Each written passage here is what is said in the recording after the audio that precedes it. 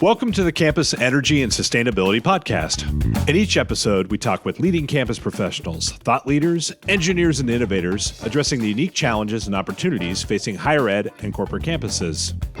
Our discussions will range from energy conservation and efficiency to planning and finance, from building science to social science, from energy systems to food systems.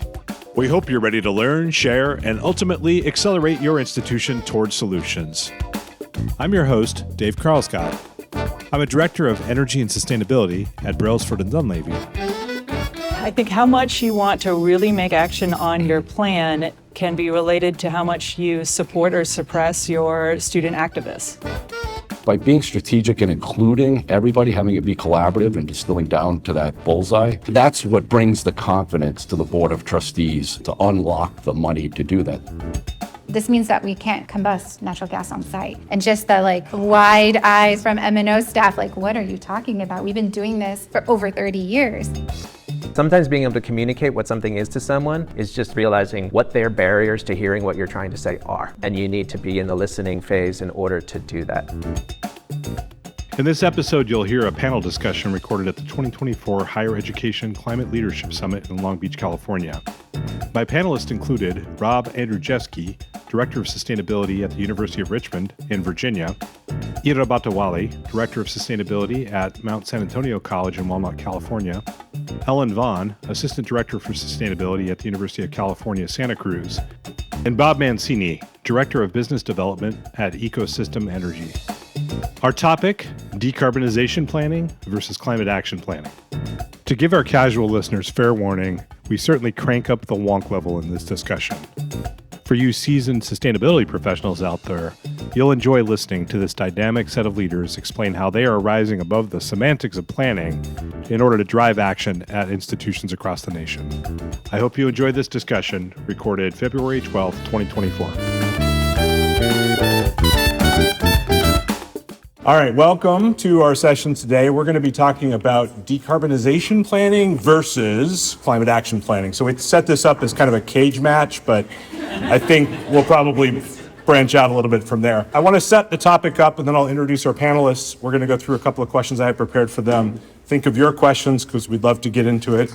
And if you don't ask the questions, they're just going to ask each other questions. So somebody's going to ask some questions and it's going to be awesome. I'll start by introducing myself. My name is Dave Carlscott. I'm the Director of Energy and Sustainability at Brailsford and Dunleavy. It's a mouthful, two guys, Brailsford and Dunleavy. We're a DC-based firm. We have primarily worked with higher education for about 30 years as an owner's advisor. I joined the firm about 4 years ago to bring in energy and sustainability into the practice. I'm really excited to be there. And we're working at colleges and universities all over the country working on climate action planning and decarbonization planning, as well as many other things. I am really excited to have this group of panelists. Many of them are people I've worked with. A few of them I've known or am going to have a chance to work with in the future, I hope, that are all doing different things on this topic. A little bit of background from me, just to set this up. I was originally a software developer, got brought in to help a company that was doing this work. They were doing utility planning or climate action planning. So I had to learn, I was in a seat, what does that even mean? What are you talking about? At the time, this is about 10 years ago, the idea of carbon neutrality was the big new thing. That was a new term at the time, and everybody was really excited. Wow, there's a solution to this really gnarly problem that we are all just starting to get our heads around that at the time Al Gore had scared the bejesus out of all of us for. But so the idea of actually coming up with a plan to do something about it was really groundbreaking at the time. Well, guess what? A decade's gone by. And the good news is that planning has really evolved and changed. The bad news is if you're in the seat of the folks here on the table, you have to make sense of these terms. You have to know what you're talking about. So today, what I really want you to take away from this thing is how do you frame this thing? What are the words that you use to describe what you're doing so you can get to the work and we quit talking about semantics. So we're going to talk semantics so you don't have to. All right, so I'm going to just run down the panel here. Rob, I will start with you. Tell us a little bit about yourself. I want you to set up the conversation for today, and then we're going to come back and I've got more questions for you. Hey, I'm Rob Andrzejewski from the University of Richmond, and I'm just still floored from that keynote. Any one of them would have been great. 3 at the same time was amazing, and I feel very lucky to be here right now. University of Richmond is a small to mid-sized liberal arts institution. There's about 4,000 students. We're regularly recognized as a most beautiful campus, which comes with a painting of grass every now and then to keep it green, so that's not always great. One of the really amazing things is it's a need-blind admission, which means they don't look at whether or not you can afford it prior to looking at your acceptance, and there's guaranteed financial aid if you are accepted. And we're also known for craft beer. Right in the city limits, there's 230,000 people. There's more than one brewery for every 10,000 of us, so that's a little bit about Richmond. So you're drunk a lot is what you're saying. I'm just saying, keeps us busy. Good afternoon, everybody. My name is Ira Baptiwale. I'm a Director of Sustainability with Mount San Antonio College. We go by Mount SAC. It's located not too far from here, a little bit east, a little bit north in Walnut, California. We are the single largest district, single campus, single college in the California community college system. Our student population largely is on some form of assistance, either Pell Grants or some other form of assistance. So what that means for us is, as a single district, single campus, single college, it's our job, it's our responsibility, it's our opportunity to really understand our students. And for us, we really drive all of our decisions by the three pillars of sustainability, those being planet, prosperity, and people. For us, I would say the people is probably, right now anyways, one of the most centric things for us, especially when it comes to climate action planning and decarbonization. Again, with a huge focus on how we as the single campus really serve as a haven for so many of our students coming to our campus for free energy, clean water, clean air, shady places to study, because they don't have those quote unquote privileges. So happy to be here with you today and share some of our experience. Hello, my name is Ellen Vaughn. I work in the Sustainability Office up at UC Santa Cruz. The campus is gorgeous. It is a R1 institute with about 20,000 students. It has 2,000 acres, and it has some construction constraints. We do have 900 feet elevation change. We do have a whole lot of small buildings. We have these 300-foot ravines around giant 300-foot redwoods, and something called karst, which is a weird limestone in our geology that creates giant sinkholes and doesn't allow us to do geothermal, and it makes it difficult to build. So we're also a little isolated, our location, as far as getting contractors and materials to us. So in regards to planning and reporting, if you want a shoulder to cry on, you should talk to someone from the University of California, because we have a little bit of that going on. Every year we report annually through the whole system. So the system has 10 universities and some health locations. And we report multiple data points. We used to have a sustainability action plan and a climate action plan. I'm very excited this year to be joining those two together. Of course, we also have to report to the California Environmental Quality and the California Air Resource Board. We have our annual office reports and plans, and then we do report to ASHE STARS, which probably would have covered all that stuff anyway. The university system as a whole has made an interesting transition recently.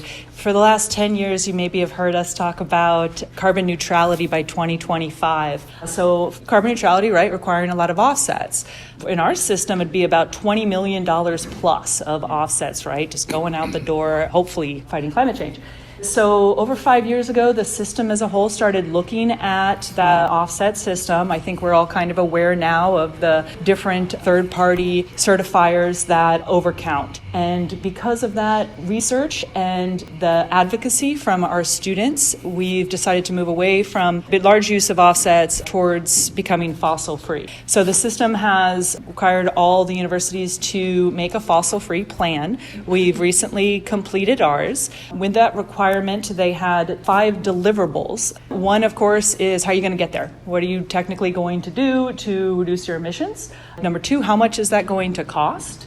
Number 3, of course, please center diversity, equity, inclusion, and justice throughout your report. Number 4, think about what is missing in this. And then number 5, spend some time doing what you can to advance your living laboratory work around this topic with consideration of resiliency and biodiversity. Thanks. Hello, everybody. My name is Bob Mancini, and I've had the pleasure of working with Ecosystem for a little over 8 years now. Dave said that we're part of the dark side, I guess. We're not part of the institution, so I'll do my best to keep it light. Ecosystem was founded in Quebec City 30 years ago with the idea that everything can and should be more efficient. We're a bit of outliers in the space because we think that the engineering and construction industries should be held more accountable for delivering the results they promise. We think that whoever the person, the people, the company is that comes up with the great idea, they should stick around and make sure that great idea actually works. Most projects begin with the eco team will meet with your team, your stakeholder group, and we figure out together what are the most important goals you need to achieve and problems you need to solve. And then once we boil that down, we distill it down, we use that as the lens. Once one is fixed and set up, we move to construction, and our team works through that project in a very results-driven way. And once finished, our commissioning team comes in and optimizes all of the equipment to be sure that we actually deliver the results we promise. All right, well, you guys did your homework well, and you probably heard in their introductions a couple of different themes that came out of this discussion. So I heard some resilience planning, I heard lots of engineering planning. I know in our work, we'll get people coming to us like, we really want to do a climate action plan, but we're going to do it as part of our sustainability plan. Or we really want to infuse sustainability into our strategic plan. Or I kind of feel like sometimes it ends like a bad Starbucks drink. And it's like, we're going to infuse equity and resilience into our strategic sustainability plan with a pump of climate action and a package of resilience popped on with local, non-fat, locally sourced student engagement. And I'll take it to go. So it's a alphabet soup of planning. And I was having a conversation with my colleague Jillian about this the other day. I think where we came to was, who are you trying to convince with your plan is probably question number one. Bob, in your introduction, you're talking to facilities managers, you're talking to CFOs, you're trying to get a big construction project done. Ellen, I know sometimes you're talking to your USUC colleagues, right? Like trying to get them to align with the work that you guys are doing across the system. Ira, you're looking at a completely different group of people that you're answering to sort of from your mission. And Rob, I know we kind of skipped over your planning work, but I'll pass it to you. Help this group of people make some sense of this stuff so they can actually make some progress. Thank you, Dave. So knowing that was coming, I wanted to just return back to this. This is a relatively familiar arc in sustainability in higher education, beginning with the President's climate commitment in 2007, where we saw incredibly important leadership led by Second Nature to get the sector of society that was ready to act on climate. Our governance wasn't, our businesses weren't, higher education said yes. So we made a commitment without knowing what that meant. We made a pledge to be carbon neutral by 2050 because that seemed like the deep future, and we were able to do it. And it's incredible. It led us to where we are now. We had a climate action plan that we wrote in 2010, which set some milestone targets. And again, carbon neutrality by 2050, even in that 2010. How are we going to get there? Well, let's just build the plane while we fly it. And so the sustainability office that I'm in was created to be able to write that climate action plan. And really that climate action plan is different than we think of CAPS now. It had waste materials management in it. It had lots of education stuff. It had community engagement, really important stuff because sustainability plans, at least at our institution, didn't exist yet. This was our first crack at that. So it was a kitchen sink type of plan that also had decarbonization in it as one of the strategies. So we had a transition from, we burned coal. I love talking to our students now who are like, wait, we burned what now? and so it's wonderful that they're so clueless about how recent we were burning and that there's still plenty of places. And a lot of the fuel mix in the state of Virginia still comes from coal. But they're like, Charles Dickens? Is that? So it's, and then, we did REX, and that was a really incredible thing because that involved our business school. We were able to justify putting on-campus solar. We participated in a PPA where we had to change the law. It was illegal in the state of Virginia to have a PPA, so that was really cool. We have a law school. They were engaged in that. We had a sustainability plan much more robust and with more teeth than the CAP that came about in 2019, and that's a 6-year plan that next year will be sunsetting, and we also have a new CAP going on. So we too will be doing the CAP and the sustainability plan together. We got to the point where we didn't want to produce RECs. Our solar array, which was a big deal, changed the law. 0.7% of our electricity demand wasn't really going to cut it with on-site solar. So we participated in a PPA that matched our entire Scope 2 emissions. It was all of our electricity produced. And so that was really great. No shortage of criticism from students and some faculty about that not being fair. So that's something new to learn too. Can't make everybody happy. We're still using the same fuel mix. Well, so it's great to learn all of this. As you advance, other people want you to walk their path with them. So that's kind of been our background. At the same time, we're doing the regular things like certifying our buildings, doing LED retrofits, energy efficiency projects, lots of electrification, and we have a lot of leadership amongst our facilities folks who are trying to save money. Turns out that also reduces greenhouse gas emissions. It's really, really great that we're all on the same team regardless of our beliefs. And so that's really important. So then it got us to last year being able to work with Brailsford and Dunleavy, supported by Second Nature and the Pro Bono grant, to try to figure out how do we take this no longer burning coal but burning natural gas steam plant, central steam plant that heats 80% of campus, this big juggernaut. I have a background in outdoor and environmental education. I know a little bit about facilities, plumbing, dining, waste, water. I know a little bit about a lot of things. How to move away from fossil fuels and safely and reliably provide thermal comfort for our campus. I did not know the answer to that. And I think this is a big thing we're facing. Even the engineers among us are also facing this issue. So decarbonization as a critical element of our climate action plan. When I think about the question of climate action plan versus decarbonization, for me it's the technical background as to how we can no longer emit CO2 in our operations. And ultimately, no longer use fossil fuels in our operation. And that might be an oversimplification of decarbonization, but that's how I look at it. And so understanding some of the technologies that are out there, understanding some of the cost was really critical. And so we just engaged in a 3-month process to look at what's possible, by when, and at what cost, to be able to present to our decision makers, our CFO, our board of trustees, our president, about this path to decarbonization that would allow us to achieve our 2050 goal, but hopefully it would push it up. If we wanted to act now and commit, we could push that goal up. But what we didn't really look at was the resilience planning aspect, the community engagement planning aspect, the equity piece, how we fold this into education. And that's so important and already integrated into our CAP. So when I look at the difference between decarbonization and CAP, I see decarbonization as an incredibly important, vital part of any climate action plan, but it is an element of it. And whereas the climate action plan is much more holistic, much more people-centered, and somewhat slower, and somewhat more intuitive in terms of we're all facing this major issue. The reason we have climate action plans is because of global warming and the climate issues that we have. Decarbonization is a strategy to help us address that. And so I'm curious to see what other people think about that. So you got a double shot of decarbonization straight up. Yeah, it's delicious.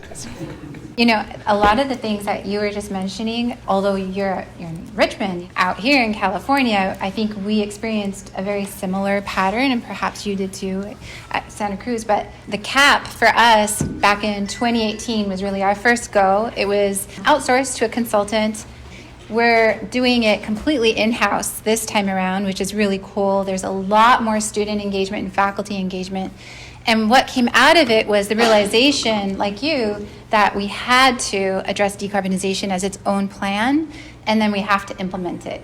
And there were some interesting things that helped sort of push that conversation along, fortunately, unfortunately. And it has a lot to do with the fact that just as human beings, I think we're very much risk adverse, but we're crisis respondent. For us, for anyone who remembers the heat wave that we most recently experienced last summer, it really crippled us. It brought us to our knees in terms of energy use and lack of being able to provide for students a learning conducive environment that was comfortable.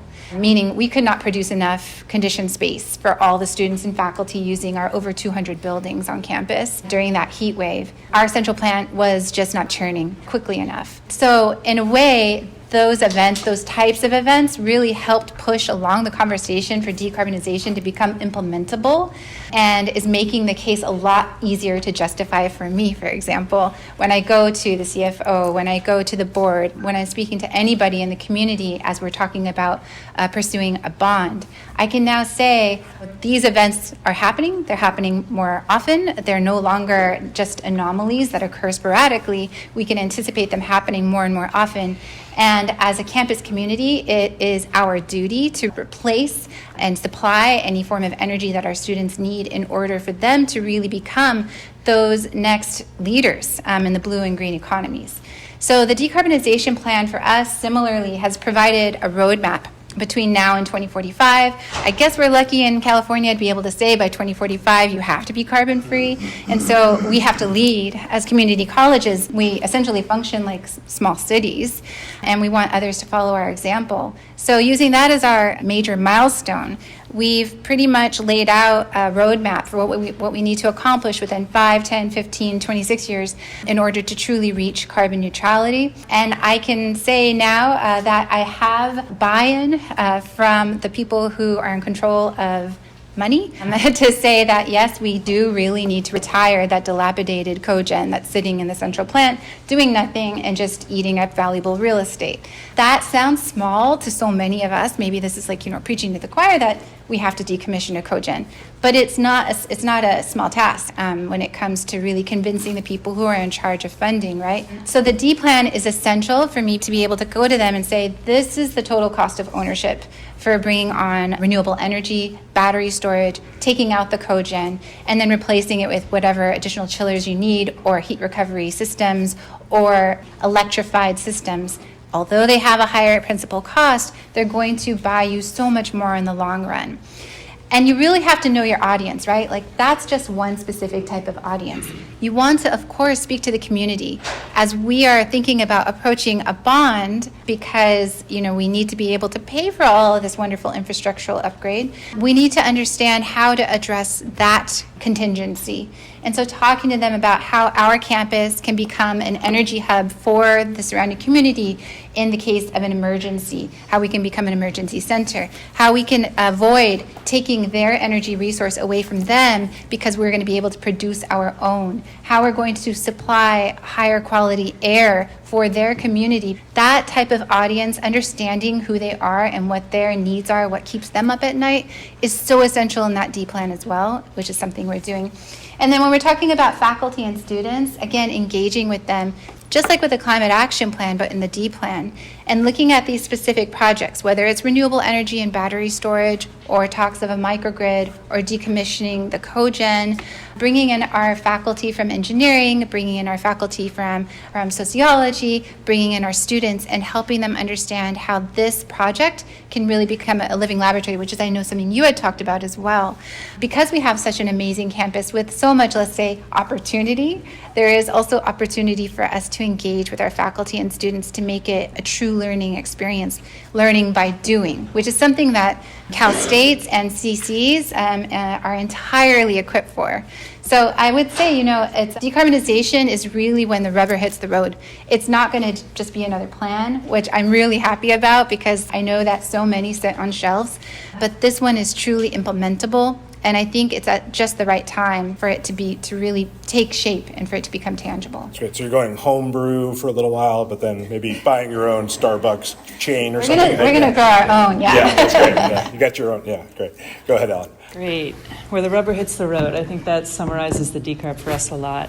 I've worked at 2 universities for over 5 years and was responsible for creating a lot of the action plans around that. So I think instead of just telling the story of our school now, if I had a magical school, what would I do? What would those plans look like? And then you think, well, okay, why do you plan? You want the action, right? That's one of the things in the description of this.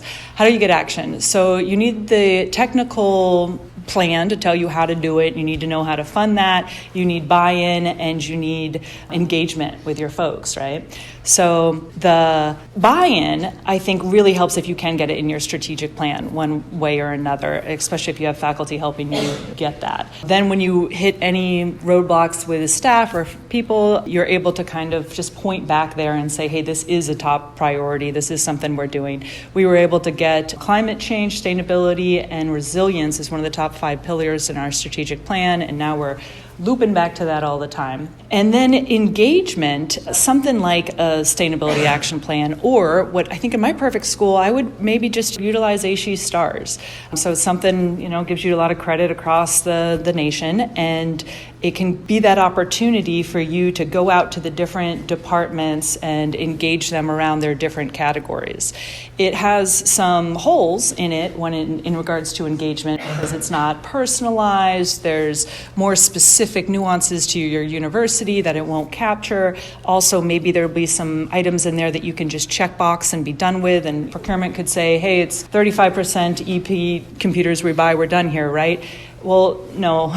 So you have to maybe use that as an opportunity to checkpoint regularly with your departments on what else are you going to do to advance this category or have actionable items even outside of the specific STARS checkpoint. And then you have your decarbonization plan, which is where the rubber meets the road. And if you have those other things in place, really integrated STARS process or a sustainability action plan, your decarb plan can get really technical, and it can be that playbook that you need to say, okay, here's the phase.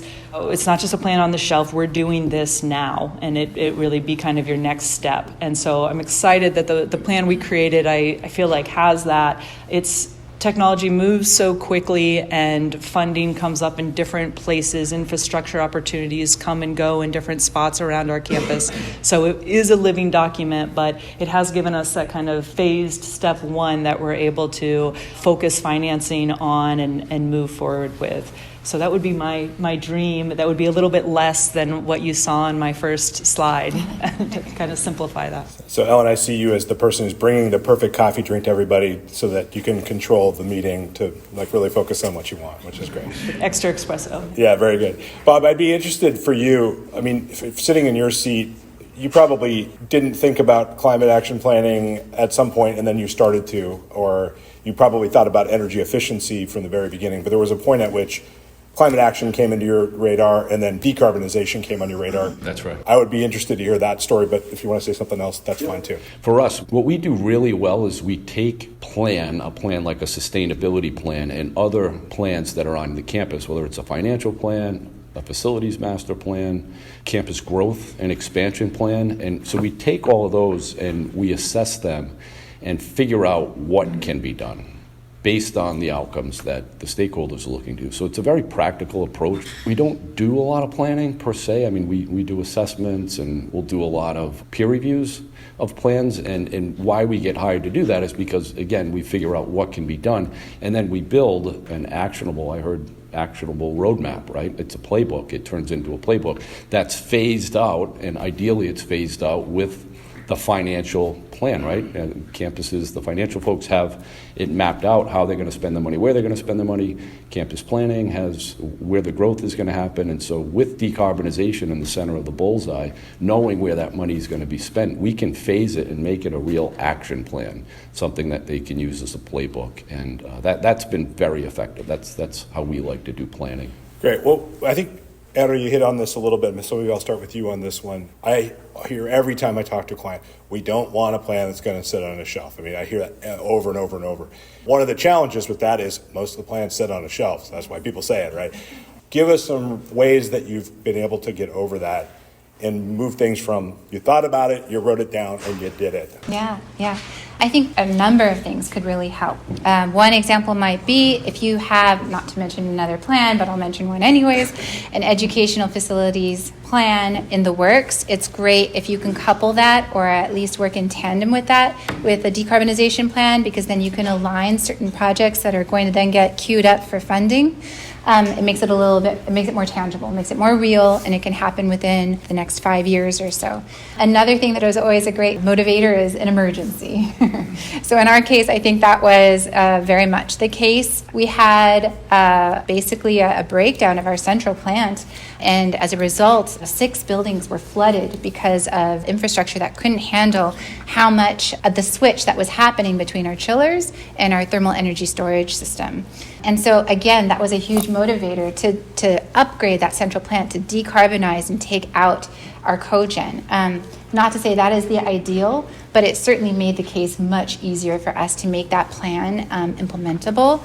The other thing is getting champions and knowing your audience. So again, getting the people who are in charge of funding and determining where that funding goes, helping them get on board and understanding what their pain points are, and helping them also understand that implementing this decarbonization plan is going to make their work more efficient. Helping faculty and students, again, understand that they have a role to play. And of course, as I mentioned, the community, helping them understand that this decarbonization plan is going to help them in some way, shape, or form.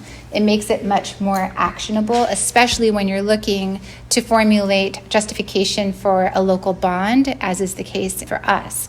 So I think all of those components certainly help. I think the first place to start is by understanding that you need to build your team and have everybody on your team understand what pillar of sustainability or what pillar of decarbonization, let's say, they have the most game in. If it's the people, if it's the planet, if it's the prosperity, all of us have some component that really sings to us, that we're really tied to. And our team, our audiences as well, they all sort of have a certain affinity for one of those pillars. Understanding what it is that drives them, and then helping them understand how the decarbonization plan can help them achieve whatever their goals are, is going to make it more implementable. So that's sort of a more ephemeral piece of it, but the tangible piece still ties into, of course, money and funding. So making sure that that is somehow allocated for your project is the other partner of that. That's great. Anybody else want to? Yeah, I think what I'm hearing a lot of, and it's really important, is this idea of action and implementation. And I think Gen 1 climate action plans were, hey, this is important, we're committed to doing this, let's figure it out. And a decarbonization roadmap is predetermined in a lot of ways. You already know what you're trying to do. You have to get funding for it. You put it in your capital planning cycle. It's much more spelled out. You have to have the data analysis needs to be done. You need targets. There's accountability, and that team is so critical. Getting those champions is so critical. When you do implement, you have to talk about it. You have to report on it. It builds that cycle. And then you need to think also about stakeholders and equity and baking that into the pie. So we are installing new gas boilers right now because we let our steam plant go so far. And the flip side of it is our workforce was able to keep things running 30 years past their life expectancy, which is incredible. The bad side of that is some of it's operating well below 50% efficiency. So we are going to reduce greenhouse gas emissions by upgrading, and we're trying to figure out how not to lock ourselves into another 10 to 15 years of fossil gas. And so having the conversation about decarbonization at the same time we are looking at upgrading our steam plant has been fascinating and somewhat contradictory, but also it's brought everybody to the table. And the other thing that we're doing is a campus plan right now. This is not going to be an on-the-shelf plan. So our decarbonization roadmap has us to ramping up efficiency, which is in line with upgraded boilers, but it also has us looking at a thermal transition. So we're in the middle of a facilities condition assessment as well. Can you tell we have a new manager of operations? She's amazing. And she's really doing a lot of important things that we've probably waited a little bit too long to do. So the FCA is looking at the state of our buildings, all of the equipment in it, the roofs, the carpet, everything. It's also looking at what we need to do to move from steam to hot water. And because that is the critical element of what came out of the planning process that we did, was figure out, like, we can't get away from fossil gas if we're staying on steam. It's just not there. So there's lots of ways to get to what's needed in order to move to low temp hot water, and we need to do a deeper dive to really figure that out. But we're going to be looking at building readiness and piping as part of our facilities condition assessment, which was not the original scope, but because of the decarbonization planning we just started doing, it's gotten involved. So there's no way for it to live on a shelf because the FCA is happening right now, and it also is informing our comprehensive plan. So aligning it with other processes is really, really critical. If I could just add, but stakeholder engagement, what's in it for me, right? That's what people think about, right? And so these projects, takes a village. You can't just drive it from the sustainability department. You have to include your energy manager, your facilities folks, your operations, the finance people, procurement, and then the president and student groups and provosts and board of trustees, right? So they're all they all have some stake in the game. And the project should be an outcome-based project based on those most important things. So a very specific example, Brown University, they had a specific goal to hit the 42% GHG emission reduction by 2020. They were mostly there. They needed to do a project. We came in, sat with all of the stakeholders to get it approved. It wasn't just going to be one person. So we met with all of those departments, and each one of them had, this is what we want. This is what we want. We distilled it down. We knew what the bullseye was. We designed a solution to maximize those results. And then we went out to get approval. And even though we hit, they had an 8.5% IRR from the finance department. They said it's dead on the water, dead on arrival, if you can't beat that hurdle. And we did, barely, but we stuffed a lot of things in the scope of work. It was stalled for a little bit until we went back and we met with the finance folks again to look at their capital plan. And of that $25 million, we redesigned some things. Over the next 5 years, we were able to redesign in a way that addressed $17 million of that $25 million was up for asset renewal in the next 5 years. So we pulled that forward. For the difference, it was $8 million difference. They received a $2 million utility grant, and the project saved them $1 million in energy savings. So for this additional $5 million, they hit their goal, and they checked 7 other boxes that became the most important outcomes that the stakeholders wanted. So it really has to be strategic at this level, and by being strategic and including everybody, having it be collaborative and distilling down to that bullseye, that's what brings the confidence to the board of trustees and the president and the provost and the finance people to unlock the money to do that. They know it's been thought through, and that project's going to maximize the results of those most important outcomes. Cool. Ellen, you get last crack at this one. Maybe a little radical, but I'm from California, so I get it. I think how much you want to really make action on your plan can be related to how much you support or suppress your student activists. So our plan, at the highest level of the task force, we had 2 student activists that, you could find them on any given day outside your office petitioning, and faculty from our climate coalition. They were on the top board, and then as we've made the plan and continue to move forward, make sure there's a committee that is with high-level folks, including some activists that are responsible for the execution of that plan. And then I've got students, multiple students, activists, and faculty on the outreach subcommittee. So at this subcommittee, they're saying this is how many town halls we want to have, and this is the information we want to have at it. You start to fall behind that. It kind of takes it off you a little bit, because if you start to fail in your sustainability office, they'll let people up above know, and action will have to happen because just how visible you've made the whole process. All right, so channeling your inner activist, I love it.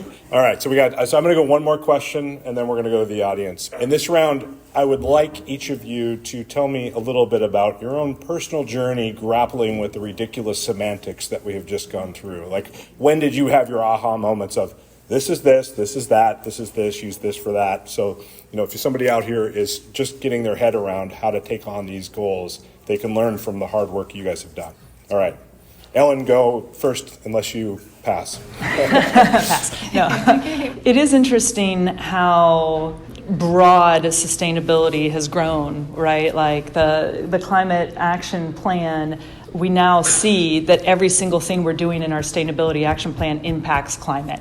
And so I think the general consensus is understanding that compost impact, scope 3 and all the transportation and just everything, and even the components of Living Lab and all those things have broadened that so much. So I am really into and lobbied hard and really appreciate now having a sustainability and climate action plan, because for folks that don't get that, then they're actually able to see that connection. And fossil free is a little bit more, again, I like the rubber meets the road, that can be a little bit more technical if you like. I think it would work as a a climate action plan. I think those could be, interconnected, but I do support moving away from offsets as possible. So fossil free, I think, is where we're headed. So more focused plans with more focused outcomes. Is that kind of what I'm hearing? Yeah, I would agree that the climate action plan is very much this larger umbrella under which all these other types of plans can fit. The climate action plan is sort of your springboard from which you can address what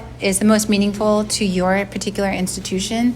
For us in the CCCs, we aren't required, let's say, to do any one type of plan. It is recommended that we do a climate action plan. It is recommended to then do subsequent plans thereafter. In some ways, I'm really lucky, I think, that we didn't have to do so many different types, but we get to kind of pick and choose what we want to do. And so we were able to also define what that climate action plan was for us. As it turned out, it nicely sort of dovetails into STARS because our climate action plans inherently included curriculum and outreach and professional development and, of course, scopes 1, 2, and 3. So we don't have to duplicate work. The D plan that came out of it was really kind of interesting. When we started talking about decarbonization plans, we had nice examples in different case studies that we were able to pull and then bring to the facilities advisory committee, to the president's advisory committee, and show them, hey, this is what the other CCs are doing. This is something that we're interested in doing. So we didn't have to reinvent the wheel. And at first, decarbonization, a lot of people were adjusting, what does that mean? We're not going to eat carbs anymore? What does this actually mean? And then just coming into the conversation, having a conversation with them about this means that we can't combust natural gas on site, and just the wide eyes, from M&O staff, what are you talking about? We've been doing this for over 30 years. That initial conversation and getting over that sort of initial shock was really interesting, but very informative. For me in particular, I thought it just made it even more evident how, in order to have a just transition when it comes to decarbonization, of course you have to bring along your seasoned professionals in M&O. They know the systems better than anybody. So they're going to be the same people you want to rely on to train everybody else on how to decarbonize the campus. That's work that we still need to do. It'll be constantly evolving, but it'll have a better outcome in the end. I think for my personal journey, it's every time I work on an RFP, I realize how much I don't know and how much every single element of each niche field has so much depth. And it's really quick that I find myself out of my element, so I just need to rely on the partners and make sure that if there's something that I need to understand, I have it at a level of competence and literacy that I can bring other people along. So I've done enough boot camps on PPAs, and we're now dipping my toe in the endowment waters. There are a lot of terms out there, a lot of regulations out there. Like your cap table? Yeah, there you go. For me, it's how do we simplify this? I love what you said about case studies. How do we point to what it looks like? Getting to the point where we don't emit any greenhouse gases. So my own journey has been a lot about, wow, there's so much I don't know, learning from other people, and then when trying to bring other people along, figuring out as much as I can where they are so we can get to a shared future. So Bob, I'm going to switch it just for you, because given your role, because it sounds like you're not doing this planning work as much as reviewing this planning work and trying to do something with it. When you see something, what are you looking for to see if it's good or not, or what's missing? So with the planning, we see all plans. So we're coming into an existing account that has a plan. And when we're looking through them, again, we're trying to figure out, how is this set up? We're always trying to think, how can we add value? And so what can we do with this plan to help them build an actionable roadmap? Hey, this is Dave with a quick editorial comment here. During the session, we had a number of really great questions from the audience, but since they weren't mic'd up, they didn't come through very well in the recording. So instead of hearing them directly, you'll just hear me attempt to summarize what they said and restate the questions in this next section. All right, so I'm just going to repeat for anybody that didn't hear it. The gist of the question, you tell me if I got this right. How do you ask for real money from a real institution whose mission is to educate students? How do you justify putting money into infrastructure instead of education? And therefore, why is the mission so narrow that it's just focused on you, not the world, when it's a global problem? Upgrading the infrastructure is the antithesis to whatever the mission is. It depends on the institution, but I think viability and sustainability, resilience, that is very much about infrastructure. Without infrastructure, you aren't able to provide that learning conducive environment for all those students who you envision becoming, the leaders of blue and green economies of the future.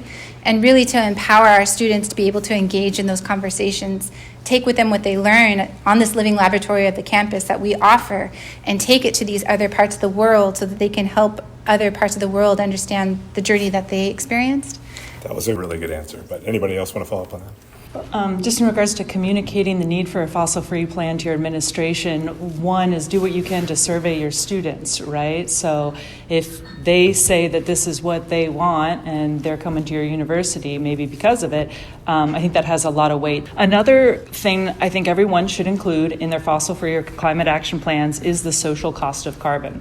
So it's a scientific estimate of the economic impacts of each additional metric ton of CO2 that we release. And so the federal government's got the number at $190. The UC system uses an equity-weighted social cost of carbon this year at $261. Talk to me if you want to know more. So when we do our biggest, broadest climate action planning, thanks to Dave's work, we have the cost of our business as usual, and we have the cost of our climate action plan. One has a tremendous amount of emissions associated with it. You multiply it by what you want, 190 or 261, and then you can see what's really going on. When you push that button and put the social cost of carbon on yourself, you're just picking up your own waste. And it becomes a visual conversation piece for this being the right thing to do globally, economically. Yeah, I love that you just brought that up to the forefront, because I think that begins to address the question about how we can justify upgrading our facilities and what impact that could or could not have globally. It begins to at least open the door to that conversation.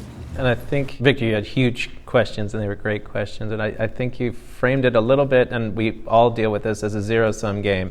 If I'm spending the money here, I can't spend it there.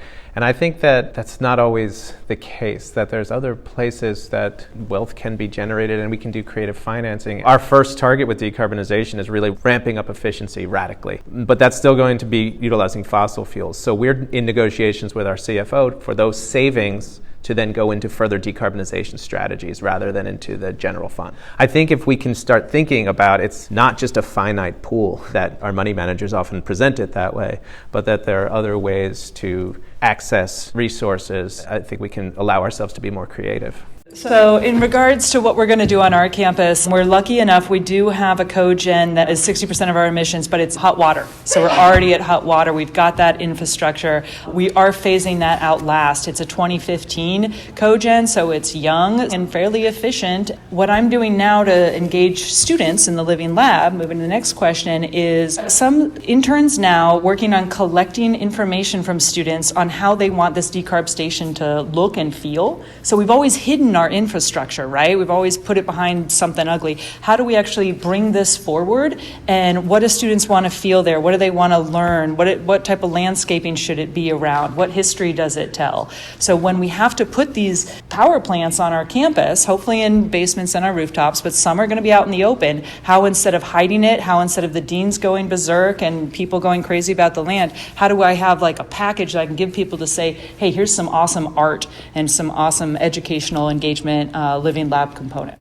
Any new construction that's coming onto our campus has to be all electric. And so by and large, we're going to try and step away from our central plant as much as we can and allow these to be self-sustaining. When it comes to resiliency planning, luckily or unluckily, we've already had a few events that have proven that for us, that it is extremely costly to have to be reactive. And then regarding student engagement, we're very fortunate in that we have the Climate Commitment Environmental Justice Committee. So we have an environmental senator as part of the CCEJC, and then the CCEJC also has to report directly to the President's Advisory Committee. As part of the CCEJC, we've also included 8 sustainability interns who are funded through a sustainability fund. They work on implementation of the Climate Action Plan. And then connected to that is the idea of piloting different technologies on our campus. So, for example, with us, we don't have any solar on our campus, believe it or not. We're just beginning to dip our toe into the world of solar and now battery energy storage, which is almost required. There are opportunities, of course, to bring interns into that project, that set of projects that comes out of that transpires out of all of these projects really. And then we work with different entities like the Los Angeles Clean Tech Incubator campus, but we want to be able to have internships and externships with entities such as Lacey, because they're the ones who are really leading cutting edge, bleeding edge technology, and our campus can be a canvas for those technologies to really be piloted. Quick, we got to wrap it up, but that was amazing. I'll just mention the student engagement piece. What I've found through these planning processes is asking for their input, really resource our students authentically, and they're not just there because we need students in the room, but we really want to understand, because their urgency is so felt, and sometimes without having them in the room, it can be completely missed. Awesome. All right. Well, I want to thank all of our panelists for such amazing answers. Thanks to all of you for all your great questions. Go have a great conference. We'll see you around the halls of the conference. Thanks, everybody. That's it for this episode. A special thanks to Bridget Flynn and the entire Second Nature team for their support at the summit. Also, a huge thanks to Trevor Jolly for his editing and production assistance. Our music, Under the Radar, is courtesy of Dallas-based musician Gio Washington Wright and his studio big band. You can find us on LinkedIn or on the web by searching for Campus Energy Podcast. If you have a topic you'd like us to dig into, please reach out on LinkedIn or through our website. And as always, thanks for listening.